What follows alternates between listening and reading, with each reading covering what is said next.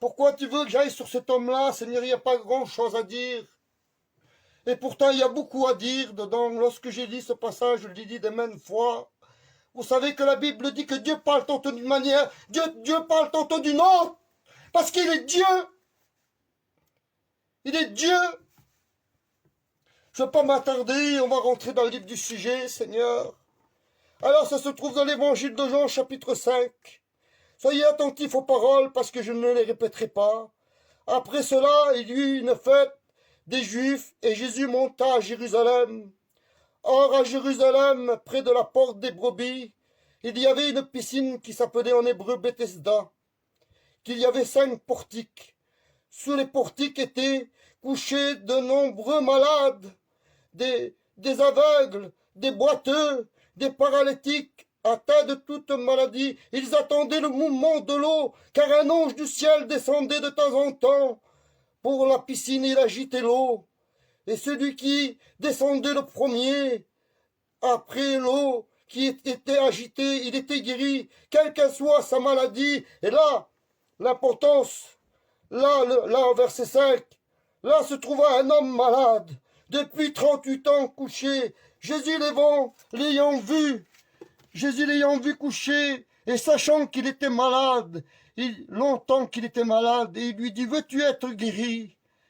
Et il répondit, Seigneur, je n'ai personne pour me jeter dans l'eau, car la piscine, l'eau est agitée. Et pendant que j'essaye de descendre, un autre avant moi est descendu. Jésus dit, prends ton lit, marche, et aussitôt l'homme fut guéri. Et il dit, marche et va te montrer aux Juifs, aux prêtres. Ce soir, mes frères et sœurs, je veux vous dire une chose. C'est pas l'habitude de mon maître d'opérer comme ça. C'est pas l'habitude de mon maître, de Jésus, d'opérer comme ça. C'est pas l'habitude de Jésus de voir tous les malades comme ça et laisser tous les malades comme ça. Cet homme-là était malade depuis 38 ans, la Bible nous dit. La Bible nous dit que Jésus avait rendez-vous avec cet homme-là. Et ce soir, tu as rendez-vous avec cet homme-là, avec Jésus. La Bible dit que de temps en temps, l'eau bougea. L'eau bougea, ils attendaient un ange qui descendait du ciel. Et vous savez, cet homme-là, il avait dit à Jésus, Seigneur, je n'ai personne pour me porter dans l'eau quand l'eau est agitée. Vous savez qu'il y avait des hommes qui étaient là. Ils voyaient cet homme qui ne pouvait pas avancer par ses forces. Il mangeait, ayant apporté à manger, on lui donnait à boire. Mais peu importe de la nourriture de nos vies, on n'en veut pas. Ce qu'on veut, on veut une nourriture spirituelle.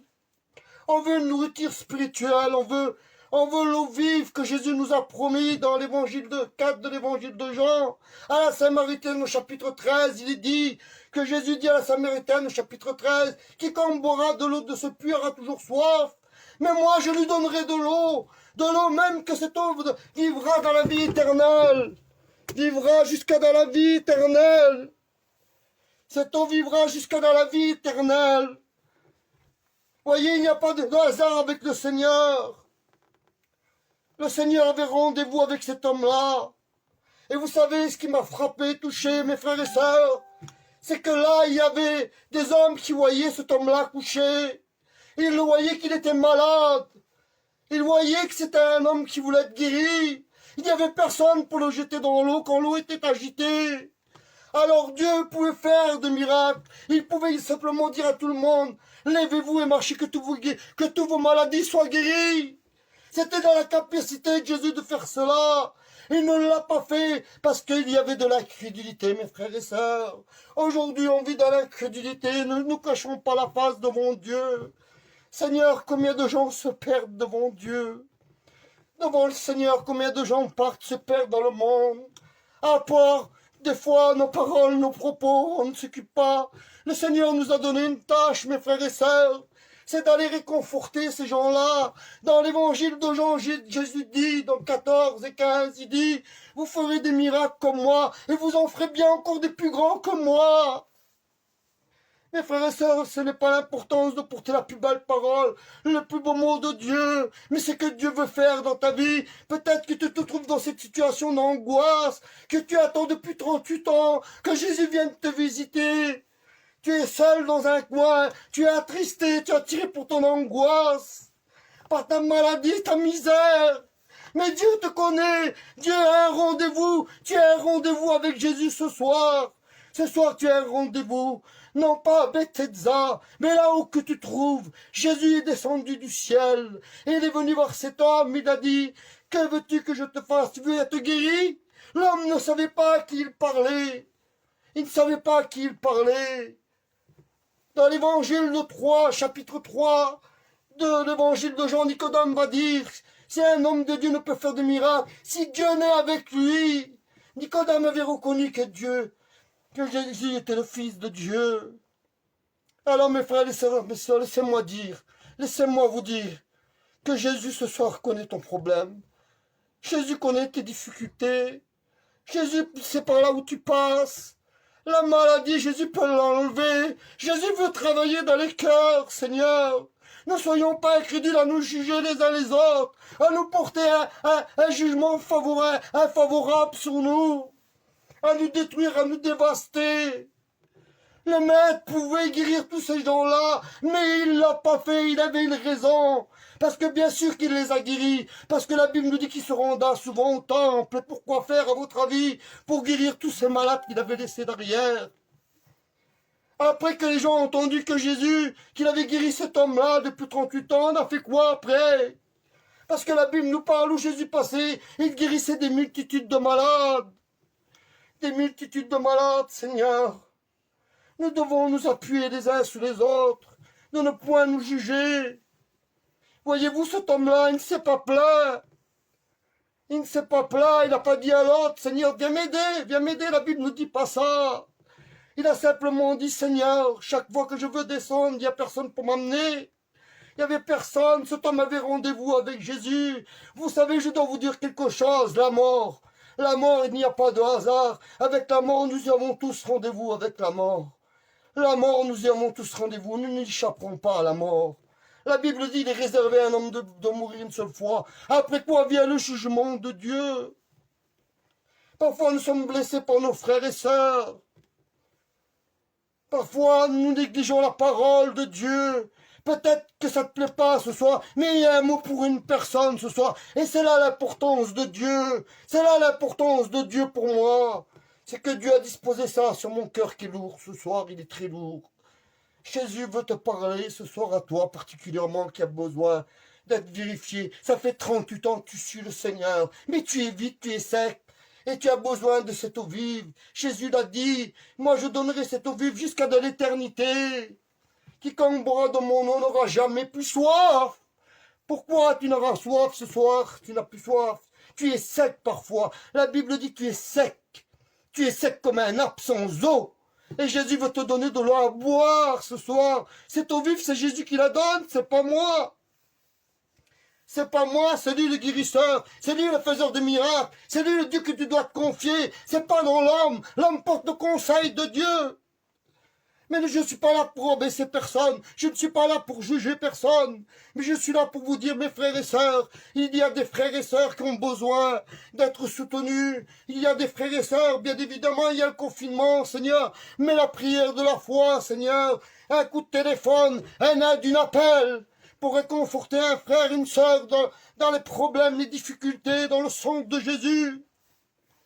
Voyez-vous, cet homme-là, depuis 38 ans, comment les eaux de Jésus, comment Jésus a pris ses eaux, Seigneur, comment Jésus a pris ses eaux, mes frères et sœurs, ces eaux de cet homme-là, 38 ans malade, comment Jésus a dit, lève-toi et marche, ses os se sont brisés, vous savez que lorsqu'on ne marche pas, les os sont maigres à l'intérieur de nous, les os ne sont pas gros, ils sont maigres, Jésus a mis une puissance de son eau vive à l'intérieur de lui, il avait rendez-vous avec Jésus, alors il se leva, il a pris son grappin, son lit avec lui le jour du sabbat, Jésus avait fait un miracle le jour du sabbat, il pouvait guérir tous ces malades, mais il ne l'a pas fait, il ne l'a pas fait. Car le Seigneur a un rendez-vous avec chacun de nous ce soir. Ce soir, peut-être que Jésus a un rendez-vous avec toi. Tu ne le sais pas, mais ce soir, Jésus a un rendez-vous avec toi. Là où tu te trouves, malgré tes problèmes, malgré que tu te sens délaissé, tu te sens abandonné dans un coin, tu dis, Seigneur, je suis seul. Non, tu n'es pas seul. Tu n'as pas besoin de l'approbation de l'homme. Tu as Jésus avec toi. Jésus dit, je te le délaisserai point. Tu seras abandonné de ton père, de ta mère, de tes frères. Mais moi, Jésus, je ne t'abandonnerai pas. C'est là que tu dois voir l'essentiel. C'est au Maître que tu dois t'appuyer. C'est à Jésus-Christ, Fils de Dieu. Ce soir, le Seigneur veut restaurer les cœurs. Ce soir, Jésus veut te guérir. Ce soir, bien que tu peux intercéder auprès de Dieu, nous pouvons intercéder auprès de Dieu, dire les plus belles choses de la Bible. Mais si tu ne veux pas ouvrir ton cœur, si tu ne veux pas aider ton prochain, et alors que tu as l'approbation de Dieu, que tu fais des misères à ton frère, mon frère, ça blesse qu'un mot. Il y a des déchirements de foyer. Tu n'essayes pas d'arranger, tu es un serviteur de Dieu. Tu déchires les foyers au milieu de... La Bible dit que Jésus veut une église soudée. Il ne veut pas une église disversée. Et toi, tu disverses l'église de Dieu. Tu crois que Dieu va être en accord avec toi, avec moi, si on fait cela tous les deux? Vous savez, large et spacieux, le chemin qui mène à l'enfer. Vous savez, mes frères et sœurs, nous devons nous soutenir. Nous devons nous aimer. Nous ne devons pas nous juger. Jésus voulait faire du bien. Je pense que Jésus, dans la porte de Bethsaïda, voulait guérir tous ces malades. Mais il est arrivé, il avait rendez-vous avec un homme. Un homme depuis 38 ans couché sur le lit de malade d'hôpital. On va l'appeler le docteur, on va l'appeler le faiseur du miracle, on va l'appeler le Fils de Dieu. Ce soir, mes frères et sœurs, je veux vous dire que Dieu vous aime. Que Dieu ne veut pas qu'on se disverse entre nous. Nous vivons des temps difficiles dans le ciel. Vous savez, il ne faut pas prêcher des heures pour qu'un cœur soit touché.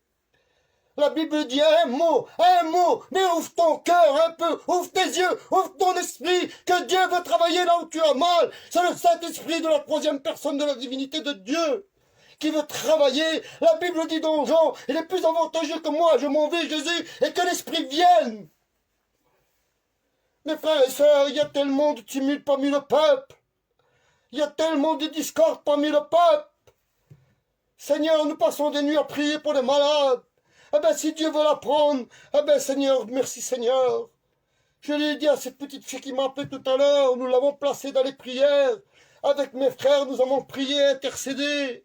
Mais si le maître, mon maître à moi, veut le prendre, je ne peux pas discuter avec mon maître. Je ne peux pas discuter avec mon maître, comprenez-le. Mais ce soir, tu as rendez-vous avec Jésus, toi, derrière. Toi, tu as rendez-vous avec Jésus, tes problèmes. Mets-les devant Dieu. Ressource-toi à la source d'eau vive. Car cette eau vive-là, elle jaillira jusqu'à dans l'éternité. C'est l'eau que Dieu t'offre. Ce soir, Dieu t'offre cette eau-là. À toi. Dieu t'offre à toi et te l'offre. Pas à n'importe qui, à toi et te l'offre. Tu es un enfant de Dieu. Ça fait 40 ans, 50 ans que tu es dans Dieu. Tu es resté à la mer Rouge, à la mer morte. Tu es resté à la mer morte. Dans l'Exode chapitre 12 et verset 15, pardon. Chapitre 15 et verset 24. Tu es resté à la mer Rouge. Jésus ne veut pas que tu restes à la mer Rouge. Suis Moïse, suis les anciens. Va, sors de la mer Rouge. Tu es à ta réunion, tu loues le Seigneur, tu es ton serviteur, tu baisses la tête, mais tu n'as rien dans ton cœur. Tu es sec comme une nappe qui n'a pas d'eau. Cet homme-là avait dit la vérité. Seigneur, chaque fois que l'eau s'agite, j'essaye de descendre par mes propres forces, il essayait de descendre. Mes frères, si nous verrons ça, nous, en ce moment, il est à côté de nous, mes frères et sœurs, qu'est-ce qu'on fait? On le prend, on le jette dans l'eau. En ce temps-là, ils avaient plus confiance en l'ange qui descendait dans l'eau que de la parole de Dieu qui était annoncée dans la Bible. Et encore ce miracle, Jésus va être su par les prophètes. Il ne va plus être lâché par les prophètes.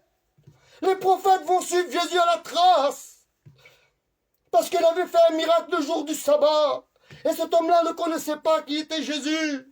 Il va le raconter un peu plus loin dans le verset un peu plus bas. Il va lui dire, alors tu me reconnais le miracle? Il va dire oui. Seigneur, alors qu'est-ce qu'il va faire? Il va courir voir les sacrificateurs. Il va dire, c'est Jésus qui m'a guéri.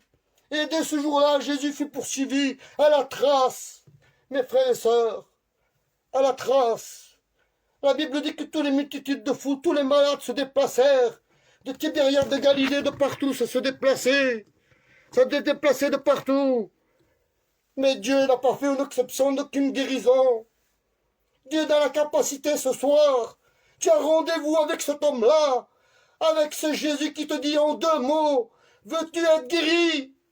Veux-tu être guéri? Prends ton lit et va-t'en. Ce soir, tu as délaissé trop le Seigneur. Il est temps d'ouvrir ton cœur à Dieu. Je t'en supplie, Seigneur, ne soyons pas des incrédules, mes frères et sœurs. Le Seigneur veut guérir, le Seigneur veut bénir. Mais acceptez Jésus, acceptez la présence, l'amour de Jésus. Nous avons des grands serviteurs de Dieu, nous avons des grands théologiens, nous avons des grands scientifiques de la parole de Dieu. Bien peu passionné d'études bibliques, je ne me considère pas comme un spécialiste de la Bible. Parce que c'est le maître, je me sers des paroles de Jésus. Et ce soir, tu as un rendez-vous. Souviens-toi avec Jésus. Et si tu as rendez-vous avec Jésus, là, le Jésus te dit, je suis à la porte de ton cœur. Jésus frappe à la porte de ton cœur et dit, si tu entends ma voix, n'endurcis pas ton cœur. J'ai endurci mon cœur pendant 20 ans, mon cœur a été dur. J'ai fait 6 ans de prison. J'étais un grand meneur de gang, un chef de gang. Un chef de gang, un petit homme comme moi, avec des messieurs avec des lames de rasoir dans la bouche, qu'il t'a chopé, te couper le cou. C'est pas là-dedans que j'ai trouvé ma force. J'ai trouvé ma force dans le Seigneur. J'étais fatigué de cette vie-là, j'en avais marre de vivre cette vie-là. De suivre, avoir des gens derrière moi, de dire va faire ci, va faire ça. Des choses comme ça, j'en avais marre. Jésus m'a donné son eau à boire, et je peux vous dire que cette eau elle jaillit en moi, en ce moment elle bouillit. C'est une puissance de Dieu qui bouillit en moi. Et je veux vous dire que toi qui es seul dans ta caravane, tu es seul dans ta maison. Tu passes pas des problèmes, des difficultés. Ce soir, Jésus a rendez-vous avec toi près de la piscine de Bethsaida. Mais la piscine de Bethsaida, elle se trouve dans le lieu de ton cœur. C'est là que Jésus va dire à la Samaritaine, quiconque boira de cette eau n'aura jamais plus soif. Même dans la vie éternelle, cette eau-là, c'est une vie éternelle qui jaillit, mes frères et sœurs. Vous savez, j'ai reçu des appels aujourd'hui. Une sœur m'a appelé, m'a dit, j'ai été repris dans mon cœur, alors je dois en parler. Mais j'ai dit, si tu l'as reconnu toi-même devant Dieu, la Bible dit qu'il délaisse obtient miséricorde. C'est bien aussi de le faire connaître, c'est bien. Mais si tu l'as fait connaître à Dieu, c'est là l'avantage que tu as de le faire connaître à Dieu. Si elle ne vous l'a pas dit, je ne vous le dirai pas qui c'est cette sœur. Et je bénis Dieu parce qu'elle a reconnu son tort. La Bible dit qu'il délaisse obtient miséricorde. Aujourd'hui, l'orgueil des gens, l'orgueil mange la présence de Dieu. La présence de Dieu. Vous savez que Samuel disait qu'il y avait 3 hommes dans le ciel. Il y a l'orgueil. Tu ne peux pas entrer. Il y a bien d'autres choses que tu ne peux pas entrer dans le ciel. Ce soir, je ne veux pas faire une leçon de morale. Ce soir, simplement, je veux te dire, va à la source. Rabouffe-toi à la source. Va boire à la source. Va boire à la source de Jésus. Tu as une rencontre ce soir avec Jésus. Va à la source, mes frères et sœurs. Je vais arrêter là, Seigneur, j'ai le corps lourd. Je vais prier pour tous les malades. Jésus t'aime, Jésus vous aime. Tu as une rencontre ce soir avec Jésus, mon frère, ma sœur. Mon ami, tu as une rencontre ce soir avec Jésus. Souviens-toi que ce soir, celui qui s'est été présenté aux malades depuis 38 ans, qui a fortifié ses murs, Jésus aurait pu se manifester, fait un grand coup de miracle devant tous ces malades. Il ne l'a pas fait, pourquoi? Parce qu'ils étaient incrédules. Incrédules. Ils n'ont pas aidé ce pauvre homme, ils portaient à manger, à boire. Mais nous ne voulons pas manger de cette terre. Nous ne voulons pas manger du pain de la manne dans le désert. Nous voulons manger du pain de vie. Nous voulons boire de la source de vie. Seigneur Jésus Tout-Puissant, combien vous faire comprendre que Dieu veut élever les hommes. Dieu ne tarde pas, Dieu est proche. Dieu est proche, mes frères et sœurs, Dieu est proche. À la force d'entendre ça, m'envoyer des liens de David Wilkerson. C'est un grand pasteur de la Bible. Il ne s'est jamais proclamé prophète. Pourtant, il aurait pu être prophète. Il avait annoncé cette messe en 1960. David Wilkerson. Et ce soir, m'a envoyé qu'il viendra dans la nuit comme un voleur. Oui, c'est des paroles de la bouche de Jésus, c'est de la prophétie de l'Éternel. Ça ne vient pas d'un homme, mais ça vient de Dieu lui-même. Nous savons que nous avons rendez-vous avec notre Dieu ce soir. Ce soir dans ta chambre. Les anciens serviteurs de Dieu, vous connaissez ça, lorsqu'on est fatigué, lourd chargé. Nous venons nous abreuver à la source de Dieu dans la prière. Nous savons que nous avons besoin de la communion de Dieu. Sans Dieu, on ne peut rien faire. Moi, ce soir, je ne peux rien faire sans Dieu. Mais je sais que ce soir, j'ai le cœur lourd toute la journée à penser, Seigneur, pourquoi ce malade-là? Pourquoi celui-ci? Parce qu'il est parlé de l'eau vive. L'eau vive, tu as besoin de te rabreuver au rocher de Dieu, le rocher de Jésus, qui se trouve dans l'Épître aux Corinthiens, chapitre 10 et verset 4, qui se retrouve dans l'Exode, chapitre 17 et verset 5. Ce soir, vous avez une rencontre avec votre Dieu. Je ne vais pas aller plus loin. Je crois que j'en ai assez dit. J'aimerais placer des cas avec vous. Premièrement, j'aimerais vous dire qu'une sœur Magali est partie auprès du Seigneur. Et vous savez, avant-hier, il y a le pasteur, j'écoute souvent, David Brantenoy, l'ancien, qui prêche la parole de Dieu. Il prie pour les malades, il intercède et je suis là et je l'écoute. Et je prie avec lui, j'écoutais qu'il priait encore pour Magali, pardon. Je dis, Seigneur, je prie aussi pour elle souvent, Seigneur. Et ce soir, à 6 heures, j'ai allumé mon portable. Cette jeune fille m'a envoyé un message. Elle m'a dit, Samuel, prie pour mon foyer, pour ma famille, car ma mère, elle est partie auprès de Dieu. Et je l'ai accompagnée, et je l'ai entendu dire, moi, sur son lit d'hôpital, j'ai dit, est-ce que tu acceptes Jésus maintenant? Et elle a dit oui. Alors elle est partie avec Jésus. Vous savez pourquoi elle est partie avec Jésus? C'est parce qu'elle était prête. Elle était prête. Elle était prête. Tout à l'heure, j'ai dit à une sœur, ma sœur, je veux te poser une question. Je voudrais te dire, est-ce que tu voudrais encore vivre encore peu de temps que ta famille soit sauvée et que toi tu perdes ton âme? Elle m'a dit non, elle voudrait que mon âme, moi je sois sauvé.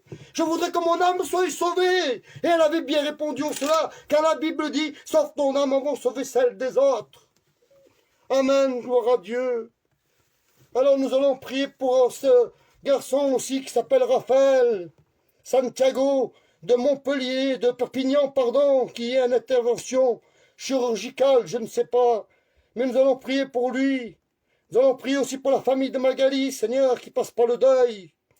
Nous allons prier aussi pour Piero Santiago, qui est atteint d'une infection urinaire très sérieuse. Nous allons prier aussi pour un enfant de 11 ans qui ne dort pas. Les parents sont divorcés. Voyez mes frères et sœurs, nous allons prier aussi pour un foyer. Il s'appelle Katia. Et son mari s'appelle Tati. Ils veulent s'approcher de Dieu. Nous allons prier aussi pour le foyer de Gilles. Nous allons prier aussi pour Stéphane et pour un petit garçon, Mathéo. Seigneur, nous allons prier pour ce petit garçon qui est malade, d'une paralysie. D'une paralysie. Nous allons prier pour ça, parce que le Dieu de miracles n'est pas passé, le temps des miracles n'est pas passé, Dieu va encore agir. Et ce soir, tu as une rencontre, souviens-toi, avec Dieu ce soir. Dieu connaît ton problème. Si tu lui fais connaître et que tu lui demandes sincèrement et que tu lui ouvres la porte de ton cœur, Dieu peut entrer dans ta vie. Dieu veut travailler là où tu as mal. Et c'est le Saint-Esprit qui travaille là où tu as mal. Là où tu as mal, dans ton cœur, n'importe où, c'est le Saint-Esprit qui guérit, qui restaure, qui bénit. La Bible nous dit que c'est le Saint-Esprit. Mais le Saint-Esprit et le Père ne font qu'un. N'oubliez pas que le Père et le Fils ne font qu'un. Nous prions Dieu, nous prions le Fils, nous prions le Fils, nous prions le Saint-Esprit, mes frères et sœurs. Il y a des sœurs qui me demandent, nous voulons avoir le Saint-Esprit, nous voulons recevoir le Saint-Esprit. Et si tu ne reçois pas le Saint-Esprit, peu importe, le Seigneur connaît la disposition de ton cœur. Le baptême ne sauve pas, le Saint-Esprit ne va pas te sauver non plus si tu n'as pas un cœur disposé pour Dieu. Dieu veut un cœur tout entier. La Bible va dire dans l'évangile de Marc, je vais terminer avec ce texte-là. Marc, chapitre 6, verset 24. Si ton œil est en bon état, tout ton corps sera éclairé. Mais si ton œil est en mauvais état, la Bible dit, combien seront grands ces ténèbres? Vous ne pouvez servir deux maîtres à la fois. Vous ne pouvez servir Dieu et maman. Comprenez-le, ça. Est-ce que vous comprenez qu'on peut servir deux maîtres à la fois? Je ne peux pas servir le diable et Dieu, le monde et Dieu, l'argent et Dieu. Dans le ciel, il y a une plus grande place qui m'attend que celle-ci. Seigneur, ce soir, je ne fais pas de la caisse malice. Ce soir, je ne fais pas du lavage de cerveau. Ce soir, je ne veux pas laver les cerveaux. Mais je veux vous dire que ce soir, tu peux avoir une rencontre. Toi, ça fait 38 ans, 40 ans que tu es baptisé, rétrograde, je ne sais pas ta vie. Toi, mon ami, tu n'as pas fait une rencontre avec Dieu. Prépare-toi ce soir à lui parler. C'est toi et Dieu ce soir. Il est là, l'esprit disponible. La Bible dit que l'esprit est disponible, mais la chair est faible. Alors laisse entrer l'Esprit de Dieu dans ta chair, et alors Dieu te donnera cette eau vive qui jaillira jusque dans l'éternité. Seigneur, nous voulons te prier, Père, pour notre frère Raphaël, Jésus Tout-Puissant, Seigneur. Tu vois nos malades, Seigneur, nous les partageons, Seigneur. Tu connais toutes les infirmités, toi, parce que tu es Dieu, Seigneur. Tu es le Dieu de miracles, Seigneur. Il y a d'un mot que tu vas dire dans Ésaïe 53. C'est par tes blessures que nous sommes guéris, Seigneur. Mais après tu vas dire, c'est par ton sang que nous sommes purifiés, Seigneur, et lavés dans le péché, Seigneur.